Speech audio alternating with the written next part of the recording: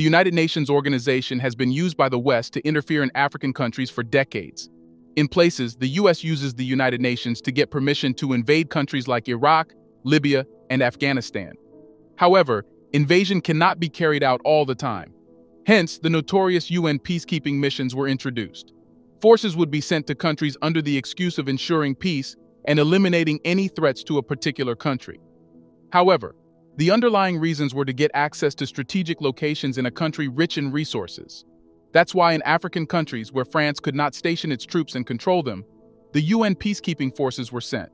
They would live there for decades, not eliminating the rebellions. Rather, they would delay it so they can exploit the resources.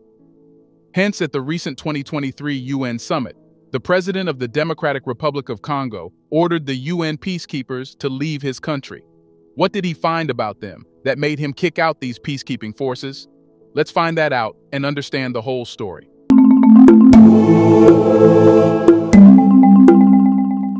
At the recent 2023 UN summit, leaders from the African world literally changed the power equation. Instead of being policy acceptors, like in the past, this time they were the policymakers.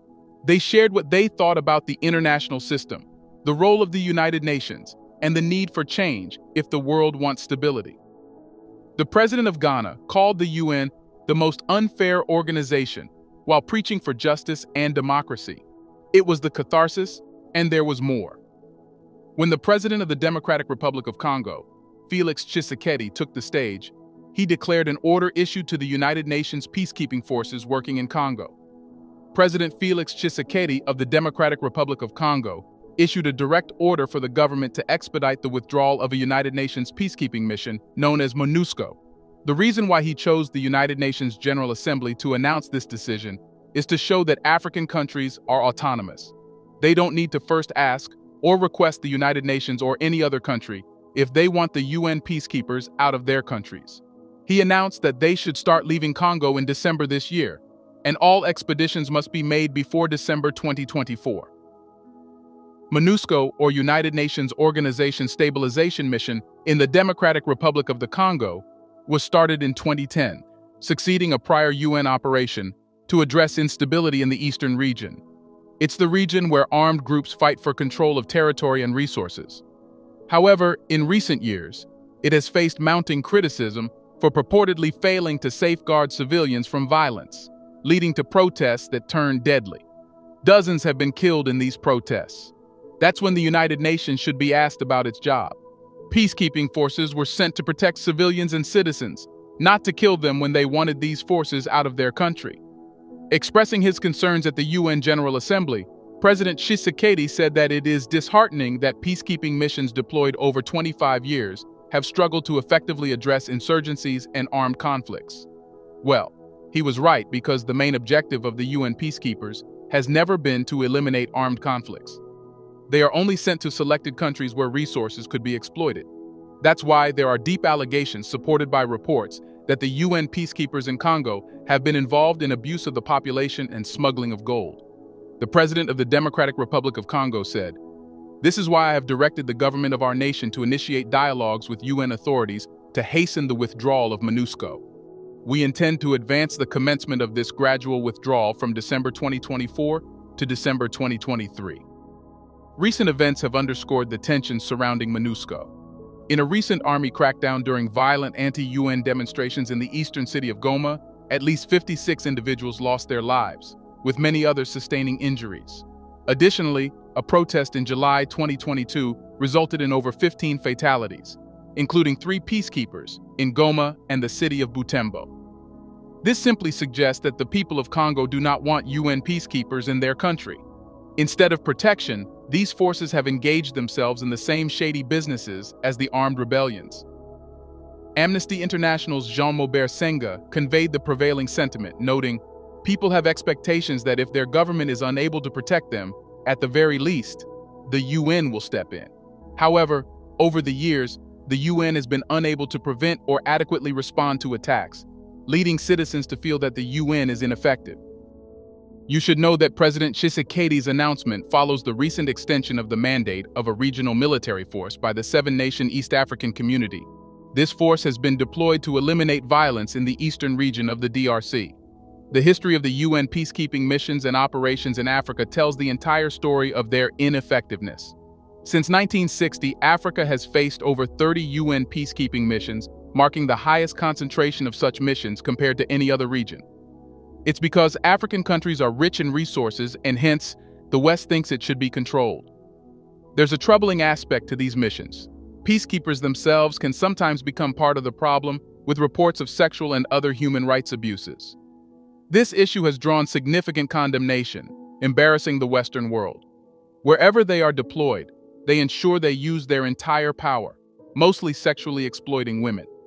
Presently, Africa has over 50,000 troops deployed for UN peacekeeping operations, with tens of thousands more engaged in missions led by regional entities.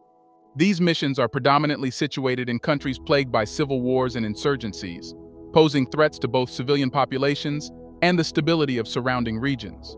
Although many experts say that peacekeeping missions are instrumental in safeguarding civilians and mitigating some of the most devastating consequences of armed conflict, they recognize that these missions often grapple with deep-seated issues. There has been ongoing debate about enhancing the effectiveness of these missions, including exploring non-UN initiatives to bring peace to conflict-ridden parts of Africa. It's quite sad to know that besides protecting civilians and preventing human rights violations, these UN peacekeepers are involved in every activity. They smuggle, abuse, violate, and mismanage. Experts often trace the root of these mission failures back to their broad and overly ambitious mandates. The central recurring theme in these critiques, as pointed out by experts, revolves around the need for more realistic mandates. Questions arise about the feasibility of tasks, like expecting MONUSCO to protect civilians in the challenging terrain of the Democratic Republic of Congo, and the sustainability of civilian protection efforts in the absence of productive relationships with local authorities. Peacekeepers have been heavily criticized for their failures to intervene during critical moments. A 2014 report by UN internal investigators revealed that peacekeepers globally only responded to 1 out of every 5 cases where civilians were under threat, and they often refrained from using force in deadly attacks. Furthermore, a 2021 internal evaluation found that peacekeeping staff perceived low levels of ethics and integrity and limited accountability for misconduct. While UN investigations into such allegations have increased in recent years, very few have resulted in prosecutions. None have led to public convictions due to the immunity from prosecution that UN peacekeepers enjoy in the countries where they are deployed, leaving their home countries responsible for legal action. Here's a reminder to please like and share the video and subscribe to our channel to watch more videos on Black culture, history, civilization, and identity. Let's continue now. Critics have also argued that peacekeeping missions are overly expensive given their mixed success rates, and that they rely heavily on funding from a select few major donors. The Trump administration, for instance, reinstated a cap on annual U.S. contributions to UN peacekeeping and sought substantial cuts to major operations in Africa. Meanwhile, China has increased its support, including the launch of a 10-year, $1 billion fund for peacekeeping operations. Moreover, some critics highlight the veto power held by permanent members of the Security Council, which can lead to delays or weakened mandates for peacekeeping missions, as seen in the case of Sudan's Darfur region. The countries that offer funding are the ones getting the most benefits from these UN peacekeeping missions. That's not because of the ultimate peace in those countries, but the resource exploitation and other political and economic gains that are ensured secretly. Talking specifically about the Democratic Republic of Congo, MONUSCO was launched. Initially, its purpose was to oversee the peace process during the Second Congo War. However, its focus later expanded to include addressing conflicts like the Ituri conflict, the Kivu conflict, and the Dongo conflict. Before 2010, MONUSCO was referred to as the United Nations Mission in the Democratic Republic of Congo, or MONUC. In the 1990s, the UN authorized the deployment of up to 90 UN peacekeeping officers, which has now increased to over 20,000. You can understand how the UN strategically raised the number of officers to control the country. The first liaison officers arrived in the DRC on September 3, 1999. By November 1999, there were 55 liaison officers spread across the capitals of warring countries and 24 stationed in Kinshasa. Their mission was to liaise with warring factions, provide technical assistance, and prepare for the deployment of military observers. In 2000, UNSCR 1291 authorized the deployment of up to 5,537 military personnel in the DRC, including 500 military observers. Major General Muntaga Diallo of Senegal was appointed as the commander of MONUSCO's military force on April 4, 2000. The mandate included monitoring the ceasefire agreement, developing an action plan for its overall implementation, working with parties for prisoner releases and humanitarian assistance, and ensuring the security of UN personnel and facilities.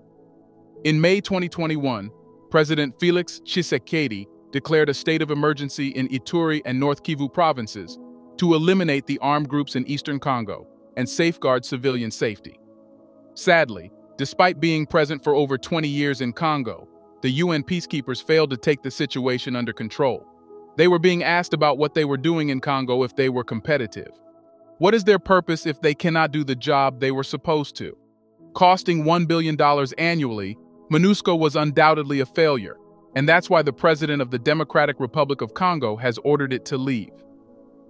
Richard Moncrief, the African Great Lakes Region Director for the International Crisis Group think tank, says that MONUSCO's impact on security has been minimal over the past decade, citing a no-war, no-peace scenario in eastern Congo. He attributes this to the hesitancy of UN troops on the ground. Moncrief believes that the contributing nations could interpret the mission's mandate more assertively to push back armed groups and protect civilians effectively. He also highlights the complexity of the situation, with various armed groups receiving support from regional authorities. Achieving peace is challenging when these armed groups are not engaged in the peace process. The unrest in eastern Congo raises suspicions that well-equipped troops may be involved in illicit activities due to their inability to protect the population. Reports of common occurrences of gold smuggling and access to minerals in the region, which fund armed groups, are common.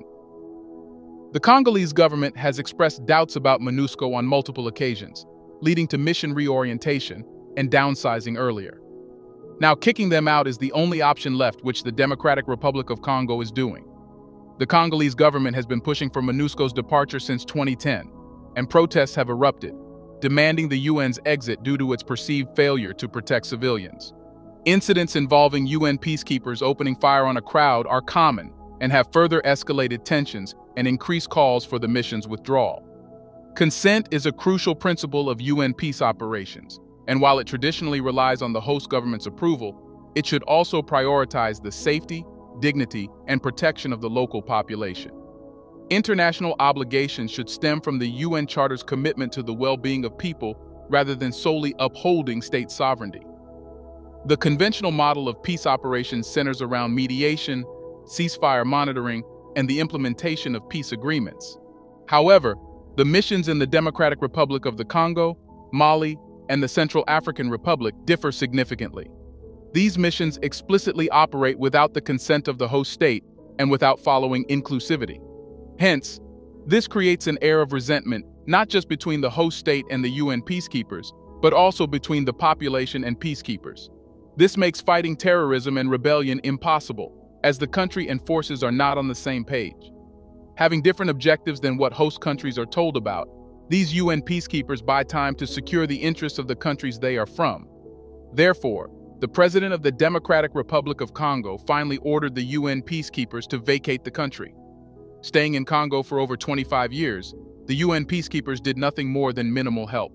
However, comparing this help with the human rights abuses, exploitation of resources, and the illegal activities they were involved in, it was a complete waste of time. The president of the DR Congo clearly said that it is counterproductive to expect that MONUSCO will bring stability and peace to Congo. He said that the time has come when African countries should take the matter into their own hands and fight their own battles. After seeing for decades how the West-led MONUSCO wasted time in Congo and did nothing, almost all African countries have known that all this was an illusion. It should be known that there was no other solution than to order UN peacekeepers to leave. They had carried out killings of civilians and, hence, anti-MONUSCO sentiments were increasing. The eastern region of the Democratic Republic of the Congo has been grappling with security issues for over 3 decades.